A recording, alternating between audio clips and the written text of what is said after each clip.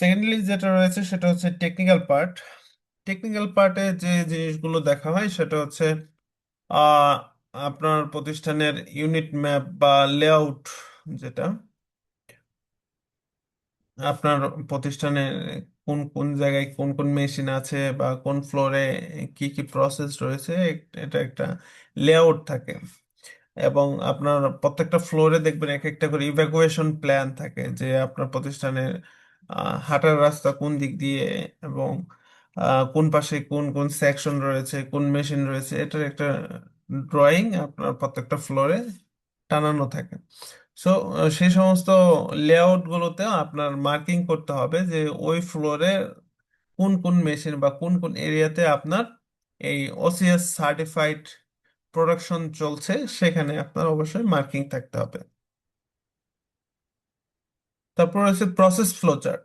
Process flowchart বলতে আমরা যেটা বুঝি সেটা হচ্ছে আপনার প্রতিষ্ঠানের অপারেশনাল যে প্রসেস রয়েছে সেটার একটা ডকুমেন্টেড প্রসেস ফ্লোচার্ট, যেখানে ধর আপনার যেটা বললাম যে হচ্ছে যদি কাট টু ফিনিশিং, যদি বা কাটিং টু প্যাকিং যদি কোনো প্রতিষ্ঠান হয়, সেক্ষেত্রে আপনার প্রসেস ফ্লোচার্টটা কি হবে। ধরুন প্রথমত আপনার হচ্ছে ফেব্রিকটা পারচেস করবেন বা ফেব্রিক স্টোর থেকে কাটিং এ আনবেন। কাটিং থেকে যাবে হচ্ছে সুইং এ, সুইং থেকে যাবে হচ্ছে কোয়ালিটি, কোয়ালিটি থেকে ফিনিশিং এ, ফিনিশিং থেকে যাবে হচ্ছে আয়রনিং এ, আয়রনিং থেকে যাবে হচ্ছে প্যাকিং এ। এই যে ধাপে ধাপে যে কাজ বা একটা প্রোডাক্ট কমপ্লিট হচ্ছে, সেই প্রসেসটাকে একটা চার্ট আকারে তৈরি করতে হয়। তারপর হচ্ছে প্রসেস ডেসক্রিপশন। প্রসেস ডেসক্রিপশন হচ্ছে আপনার এই প্রত্যেকটা প্রসেসে কি কি ভাবে কাজগুলো সম্পাদন করা হয় এবং কাজগুলো কিভাবে কমপ্লিট করা হয়, সেটা একটা ডিটেইল ডকুমেন্টেশন থাকতে হবে। তারপর পারচেস এবং সেলস রেকর্ডস উইথ টিসিস। আপনি যে সার্টিফাইড প্রোডাকশনের জন্য যে সমস্ত র ম্যাটেরিয়ালস পারচেস করেছেন, ধরেন সেটা হতে পারে ফেব্রিক্স, ইয়ার্ন বা অ্যাক্সেসরিজ, যাই হোক না কেন, যে সেগুলো আপনি যেখান থেকে পারচেস করেছেন সেগুলোর পারচেস রেকর্ডস, এবং যদি সার্টিফাইড অর্ডার হয় সেক্ষেত্রে এই সার্টিফাইড কোনো অর্গানাইজেশন থেকে সার্টিফাইড র ম্যাটেরিয়াল পারচেস করেছেন কিনা সেটা টিসি সহ আপনাকে কিপ করে রাখতে হবে মিনিমাম 5 বছর। এবং সেলস এর রেকর্ডের ক্ষেত্রে ঠিক একই রকম।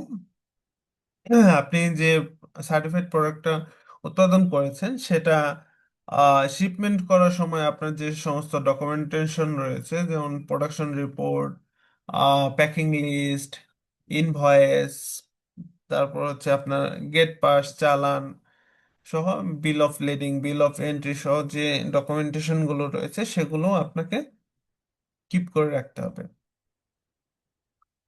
তারপর আপনার organic stock details. Organic stock details বলতে বোঝানো হচ্ছে এখানে আপনার যে স্টোর ডিপার্টমেন্ট রয়েছে, সেই স্টোর ডিপার্টমেন্টে আপনার সার্টিফাইড যে সমস্ত র মেটেরিয়াল গুলো রয়েছে এবং সেটা কতটুকু পরিমাণ রয়েছে রেজিস্টারে, সেটা কতটুকু এন্ট্রি করা আছে এবং ফিজিক্যালি কতটুকু আছে, সেটা তারা ক্রস চেক করবে। এছাড়া হচ্ছে ইন প্রসেস এবং ফিনিশ গুডস কতটুকু আছে, মানে হচ্ছে আপনার প্রোডাকশন রানিং আছে কত কেজি এবং ফিনিশ গুডস কার্টুন করা আছে কত কেজি, সেটাও তারা ভেরিফাই করবে।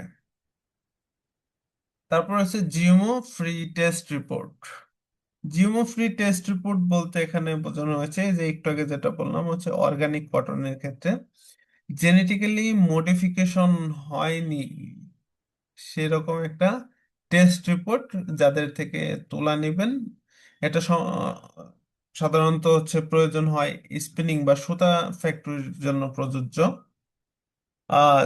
যারা এই তুলাগুলো যাদের থেকে নিয়ে আসে তাদের কাছ থেকে এই জিএমও ফ্রি টেস্ট রিপোর্ট বা একটা ডিক্লারেশন তারা কালেক্ট করে থাকে, যাতে করে এটা এনশিওর হয় যে হচ্ছে এগুলো সম্পূর্ণ অর্গানিক কটন। আচ্ছা, তারপর হচ্ছে ওসিএস প্রোডাকশন রেকর্ড। আপনার যে সার্টিফাইড প্রোডাকশনটা করছেন সেই সার্টিফাইড প্রোডাকশনে আপনি আহ, কোন কোন প্রসেসে কতটুকু ইনপুট হচ্ছে কতটুকু আউটপুট হচ্ছে। ধরেন আমার কাটিং এ ইনপুট হয়েছে 1000 কেজি। তো কাটিং শেষে আমার কাটিং এর আউটপুট হচ্ছে 800 কেজি। 200 কেজি এখানে আমার ওয়েস্ট হয়েছে। তারপর হচ্ছে সেই 800 কেজি আমি সুইং এ ইনপুট দিলাম। সুইং এ এই 800 কেজি থেকে 750 কেজি হচ্ছে আমার আউটপুট হয়েছে। মানে এই যে প্রসেস ওয়াইজ কত কেজি আপনি ইনপুট হচ্ছে, কত কেজি আউটপুট হচ্ছে এবং কত কেজি লস হচ্ছে, এটা আপনাকে অবশ্যই কেজিতে প্রোডাকশন রিপোর্টটা মেনটেন করতে হবে। OCS raw material reception checking record. আপনার ইনস্টিটিউট ডিপার্টমেন্ট যখন সার্টিফাইড র ম্যাটেরিয়ালস গুলো ইনহাউস করবে স্টোরে, তখন অবশ্যই তাদের যে কোয়ালিটি চেকিং যেটা রয়েছে সেটা অবশ্যই তাদের প্রসিডিউর অনুযায়ী তারা করবে এবং সেটা একটা রেকর্ড মেনটেন করবে। স্যার আমার একটা কোশ্চেন ছিল। শিওর, বলেন। স্যার কোশ্চেনটা হলো যে আমি যে প্রোডাক্টটা তৈরি করতেছি এটা তো স্যার দেখা যাচ্ছে যে যখন ফিনিশ গুডে যাবে তখন তো সেটা একটা পিসে পরিণত হবে। তো ওই পিসটাকে আমি কেজিতে কিভাবে কনভার্ট করব? বুঝি নাই। স্যার আমি একটা র মেটেরিয়াল কিংবা ইয়ার্ন আমি ইনপুট করলাম, করার পর ওই ইয়ার্ন দিয়ে আমি দেখা যাচ্ছে যে কিছু কমপ্লিট প্রোডাক্ট তৈরি করলাম। এখন জি, এটা ফিনিশ গুড। এখন আমার যে বিষয়টা হচ্ছে আমার তো এগুলা সবকিছু কেজিতে রিপোর্ট করা লাগতেছে। জি, এখন সাপোজ আমার এখানে ওয়াশ আছে, আমি ওয়াশে দেখা যাচ্ছে যে একদিনের যদি আমি কনজাম্পশনটা করি যে 50,000 পিস আমি আমি করলাম। তো এইটাকে আমি কেজিতে কিভাবে কনভার্ট করবো? পিসটাকে 50,000 পিস আমি ওয়াশ করলাম, এখন এটা আমি কেজিতে নিয়ে যাব। আচ্ছা। সেক্ষেত্রে যেহেতু এটা হচ্ছে টেক্সটাইল এক্সচেঞ্জের একটা স্ট্যান্ডার্ড, টেক্সটাইল এক্সচেঞ্জের রিকোয়ারমেন্টস হচ্ছে সবকিছু আপনাকে কেজিতে হিসাব রাখতে হবে। সো যখন আপনি ওয়াশ বা হচ্ছে যে কোনো প্রসেসই নেন না কেন, আপনার একটা স্যাম্পল ওয়েট আপনাকে নিতে হবে। যে কোনো ফাইনাল প্রোডাক্ট হোক বা প্রসেস ওয়েট হোক। আপনি সাপোজ ধরেন কাটিং করেছেন, কাটিং এর আগে আপনি কিন্তু এই ফেব্রিক্সটা কিন্তু স্টোর থেকে অবশ্যই কেজিতে বা এলভিএস এ নিয়ে আসবেন, রাইট? কেজি বা এলভিএস এ নিয়ে আসার পরে সেটা আপনি যখন কাটিং করবেন তখন কিন্তু আপনার একটা নির্দিষ্ট কোয়ান্টিটি বা কয়েকটা পিস যখন আপনি ওয়েট দিবেন তখন কিন্তু আপনার একটা স্যাম্পল ওয়েট চলে আসলো। বা ফাইনাল প্রোডাক্টের ক্ষেত্রে যখন ওয়াশে যাবেন, ওয়াশে যাওয়ার আগে আপনি একটা বডি ওয়াশ করার আগে একটা ওয়েট নেবেন। ওয়েট করার পরে দেখেছেন একই স্টাইলে একই সাইজের সব প্রোডাক্ট কিন্তু কম্পারেটিভলি সেম ওয়েটই হয়, হয়তো 2-3 গ্রাম এদিক ওদিক হয়। তো সেভাবে আপনাকে রেকর্ডটা কিপ করতে হবে। এবং ওয়াশের পরে আপনি আবার আরেকটা ওয়েট নিলেন। ওয়াশের অনেক সময় দেখা যায় ওয়েটটা বেড়ে যায়, কেননা হচ্ছে ওয়াশে কিছু কিছু কেমিক্যাল আছে যেটা হচ্ছে আপনার ফেব্রিকটাকে আরেকটু ওয়েটফুল করে দেয়। সো ওয়াশের আগে পরে আপনাকে একটা স্যাম্পল বেসিস ওয়েট নিতে হবে। দেখেন এই যে টেক্সটাইল বলেন বা গার্মেন্টস বলেন, সব প্রতিষ্ঠানেই যখন তারা মালামালগুলো এক্সপোর্ট যখন করে তখন কিন্তু এই মার্চেন্ডাইজার বা হচ্ছে যারা এক্সপোর্ট করে স্টোর ডিপার্টমেন্ট বা কমার্শিয়াল যেই বলেন, তারা কিন্তু প্রত্যেকটা বডি ধরে ধরে কিন্তু ওয়েট দেয় না। তারা প্রত্যেক সাইজের আলাদা আলাদা বডি স্যাম্পল বেসিস একটা ওয়েট দিয়ে তারা টেন্টেটিভ একটা ওয়েট বের করে নিয়ে আসে এবং সেটা দিয়ে এভারেজ একটা ক্যালকুলেশন করে। এটাই হচ্ছে মূলত প্রসেস। বা আপনার যদি ধরেন কোয়ান্টিটি ওয়াইজ একটা রেশিও হারে যদি আপনি ওয়েট দিতে চান তাহলে এভারেজ একটা ওয়েট পেয়ে যাবেন। বা স্যাম্পল বেসিস যদি আপনি 1 পিস 2 পিস ওয়েট নেন তাহলেও একটা ওয়েটের ধারণা পাবেন। তো এভাবে আপনাকে রেকর্ডটা কিপ করতে হবে। কেননা ধরেন আপনার এক একটা স্টাইলে 10,000 20,000 আরো বড় বড় কোয়ান্টিটির অর্ডারও থাকে। তো আপনার এত পার পিস তো আপনার ওয়েট দেওয়া পসিবল না। সো এই জন্য হচ্ছে আপনার স্যাম্পল বেসিস ওয়েটটাকে নিয়ে কাজ করতে হবে।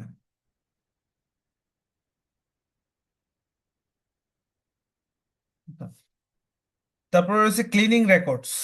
ক্লিনিং রেকর্ডস যেটা, সেটা হচ্ছে আপনার যে সার্টিফাইড প্রোডাকশনটা যে যে প্রসেসে হয়েছে বা যে যে এরিয়াতে হয়েছে, সেখানে আপনি মেশিন বা হচ্ছে সেই এরিয়াটা ঠিকঠাক মতো ক্লিন করেছেন কিনা, সেইটা আপনার নির্দিষ্ট একটি রেজিস্টারে এন্ট্রি করতে হবে বা লিপিবদ্ধ রাখতে হবে।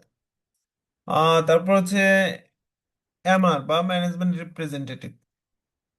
আপনার টপ ম্যানেজমেন্ট থেকে আহ, একজন ব্যক্তিকে বা কয়েকজন ব্যক্তিকে রিপ্রেজেন্টেটিভ করে অফিস অর্ডার বা অ্যাপয়েন্টমেন্ট লেটার ইস্যু করবে, যেখানে মূলত তাদের এই কয়েকজন বা একজন হলে একজনই তাদের উপর দায়িত্ব অর্পিত থাকবে, যে হচ্ছে তারা এই টোটাল ওসিএস স্ট্যান্ডার্ডটাকে ইমপ্লিমেন্টেশনের জন্য ফুললি রেসপন্সিবল থাকবে এবং এটার জন্য যা যা করা প্রয়োজন ফুললি কোঅপারেশন তারা করবে।